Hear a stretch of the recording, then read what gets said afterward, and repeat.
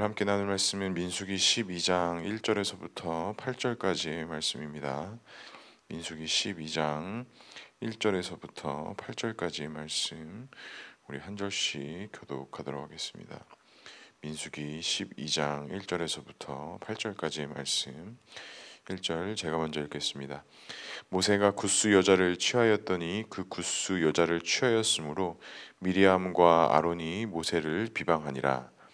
그들이 이르되 여호와께서 모세와만 말씀하셨느냐 우리와도 말씀하지 아니하셨느냐 하매 여호와께서 이 말을 들으셨더라.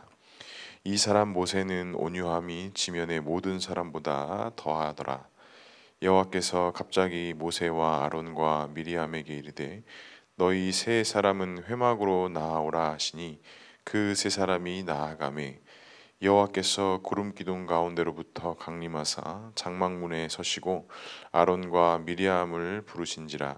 그 두 사람이 나아가매 이르되 내 말을 들으라. 너희 중에 선지자가 있으면 나 여호와가 환상으로 나를 그에게 알리기도 하고 꿈으로 그와 말하기도 하거니와 내 종 모세와는 그렇지 아니하니 그는 내 온 지면에 충성함이라. 그와는 내가 대면하여 명백히 말하고 은밀한 말로 하지 아니하며 그는 또 여호와의 형상을 보거늘 너희가 어찌하여 내 종 모세를 비방하기를 두려워하지 아니하느냐. 아멘. 오늘도 말씀과 기도의 자리에 나오신 성도님들을 사랑하고 축복합니다. 본문의 말씀을 통해서 오늘도 주님의 귀한 음성 듣는 시간 되기를 소망합니다. 오늘 말씀은 미리암과 아론이 모세를 향한 불만을 가지고 있는 내용들과 또 하나님께서 그 세 사람을 회막 가운데 부르셔서 그들에게 말씀하시는 장면이 담겨져 있습니다. 미리암과 아론이 왜 모세를 향해서 비방하였느냐? 1절에 보니까 모세가 굿수 여자를 취하였더니 그 굿수 여자를 취하였으므로 미리암과 아론이 모세를 향하여 비방하였다라고 말씀하고 있습니다. 여기서 굿수 여자를 취한 것이 과연 무엇이었길래 미리암과 아론이 모세를 향한 불만을 가지고 있었느냐라고 이렇게 생각해 볼 수가 있습니다. 이 굿수 여자라고 해서 이제 두 가지로 좀 우리가 해석을 하는 부분들이 있는데, 첫 번째는 모세가 그 애굽에서 떠나 있을 때에 그의 아내 십보라를 만나는데 그 십보라의 또 다른 명칭, 그러니까 그가 태어난 그 미디안 땅을 굿수의 또 다른 이름이다라고 이렇게 측면하는 부분들도 있고요. 또한 두 번째는 에디오피아 지역, 그러니까 애굽의 남쪽 지역에 말한 에디오피아 지역의 여인을 취하였다라고도 이렇게 해석하는 부분들이 있습니다. 그러니까 어찌 됐던 간에 지금 모세가 이스라엘 백성들의 지도자로서 이방 여인을 아내로 맞이한 것, 그 여인을 취한 것에 대해서 이 아론과 미디안이 불만을 가지고 있었다라는 것을 말씀하고 있는 것이죠. 그리고 나중에 이제 구약 성경이 헬라어로 번역된 70인명에 보면 이 굿수 여자를 이제 보통 에디오피아 사람이다라고 이렇게 해석을 많이 하고 있습니다. 그러니까 어찌 됐던 간에 지금 모세가 그 여인을 취한 것으로 말미암아 그 미디암과 아론이 지금 모세를 향해서 불평과 원만을 했다라는 것이죠. 그러면서 그 여인을 취한 것을 통해서 어떠한 불만의 내용들을 가지고 있느냐, 2절에 이렇게 말씀합니다. 그들이 이르되 여호와께서 모세와만 말씀하셨느냐 우리와도 말씀하시지 아니하셨느냐 하매 여호와께서 이 말을 들으셨더라라고 말씀해요. 그러니까 참 이 원인과 그 결과가 참 동기가 참 뭔가 맞지가 않습니다. 여인을 취한 것으로 비방하고 불만을 가졌는데 결국 모세에게 하는 말은 다른 내용의 질투와 시기가 있었다라는 것을 우리가 알 수 있어요. 그러면서 하는 말이 그거예요. 모세, 당신만 하나님하고만 소통하느냐? 우리도 충분히 하나님하고 소통하고 그 하나님의 임재를 우리가 경험했고 하나님과 함께하는 자들이다 라고 하면서 모세 당신만이 특별한 것이 아니라 우리 역시도 동등된 그런 지위와 자격이 있는 자들이다 라는 뉘앙스로 이야기를 해요. 그러니까 분명히 여인을 가지고 있는 것을 가지고 비방했지만 결국에 실제적으로 표현되어지는 것은 다른 것에 대한 불만, 다른 것에 대한 시기와 질투가 이 미리암과 아론에게 있었다라는 것을 우리가 알 수가 있습니다. 그러니까 결국에는 어떤 모세를 조금 질투하고 시기하는 그 마음이 그 작은 한 부분을 부여잡고 그거를 빌미 삼아서 결국에는 자신들의 속내에 있었던 그 불평과 원망들을 밝혀내고 드러내는 이 어리석한 모습을 우리가 오늘 말씀을 통해서 볼 수 있는 것이죠. 그런데 이보다도 더 중요한 것은 그 마음에 있는 마음들, 입술로 내뱉었던 마음들을 누가 들으셨습니까?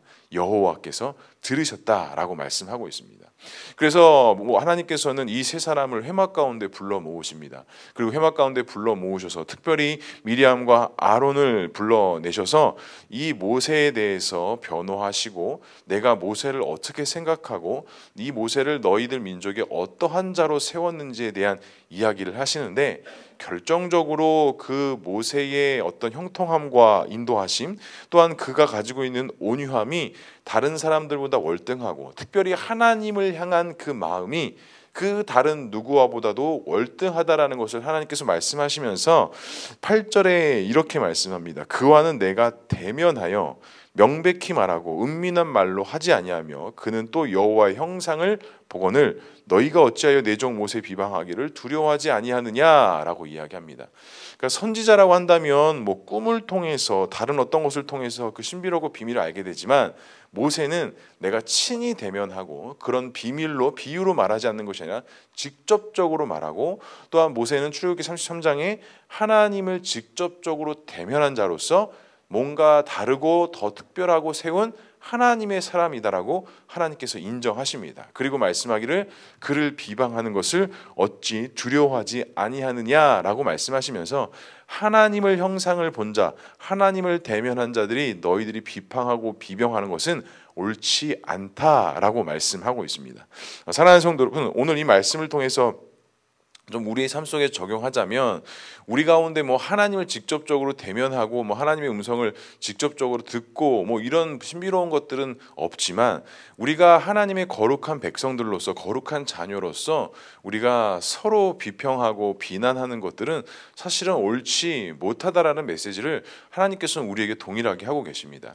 그러니까 이스라엘 백성들이 선민이 되어져서 출애굽 과정 속에 이제 모세의 불평도 있었고 백성들의 불평과 원망도 있었고 또 미리암과 오늘 또 아론의 불평도 있었는데, 하나님께서 계속적으로 이런 광야 속에서 특별히 그 초반의 사역 속에 많은 것들을 통해 그들에게 불평을 하게 하시고, 그 불평하는 것을 통해서 원망하는 것을 통해서 하나님께서 말씀하고자 하시는 것들은 분명히 하나님께서 선택하시고 인도하시는 그 하나님의 거룩한 백성들은 서로 손가락질하거나 비난하거나 비평해야 되는 것이 아니라 어떠한 일이 있어도 함께 세워주고 함께 덮어주는 그런 하나님의 거룩함과 인도하심의 은혜와 사랑이 있어야 함을 우리에게 말씀해 주고 계신 것입니다. 그리고 또 두 번째로 우리에게 주는 메시지는 뭐냐? 세상에서 우리에게 손가락질 받고 우리가 비난받는다 할지라도 누가 우리를 변호하신다라는 거예요? 하나님께서 우리를 친히 변호하고 계시다라는 것입니다. 왜 그렇습니까?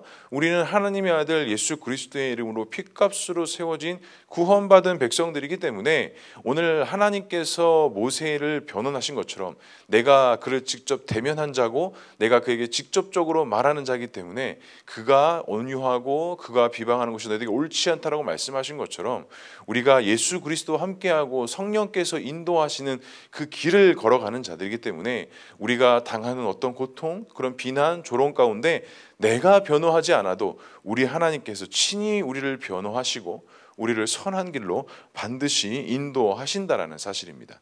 사랑하는 성도 여러분, 오늘 하루도 그 하나님 붙잡으시기 바랍니다. 우리를 사랑하시고 우리를 인도하시고 우리를 끝까지 변호하시며 이 세상 가운데서 우리를 사망의 자리로, 우리를 실패의 자리로 인도하시는 것이 아니라 실상 넘어지고 쓰러진다 할지라도 우리를 세워주시고 인도해 주시는 그 자리로 인도하시는 하나님을 붙잡고 오늘 하루도 믿음으로 승리할 수 있는 저와 우리 모두가 될 수 있기를 주님의 이름으로 간절히 축복합니다. 그리고 또 한 가지 우리가 함께 적용할 수 있는 것은 모세는 끊임없이 하나님과 소통하고 교제하는 자였다는 것을 우리가 알 수 있습니다. 하나님께서 친히 말씀하신 것처럼 나는 그와 소통하고 있고 얼굴을 대면하고 있다라고 말씀하실 정도면 모세가 충분히 그 출애굽 과정 속에 매일매일 하나님과 교제하고 매일매일 하나님께 기도하며 하나님께 엎드리고 간구하는 것을 끊임없이 했다라는 것을 알 수 있고요. 또 한 가지는 3절에 모세에 대한 대한 이야기, 이 사람 모세는 그 온유함이 지면의 모든 사람들보다 더하였더라. 모세가 가지고 있었던 그 온유함, 여기서 온유함이라고 한다면 모세가 자신을 향한 그 비방과 비난이 있다 할지라도 모세의 마음속에는 그 온유함이 있었다라는 것입니다. 그것에 대해서 예민하게 반응하거나 어떻게 한탄하거나 그들을 책망하거나 한 것이 아니라, 그런 비난과 조롱이 있었을 때 모세는 누구에게 나아갔습니까?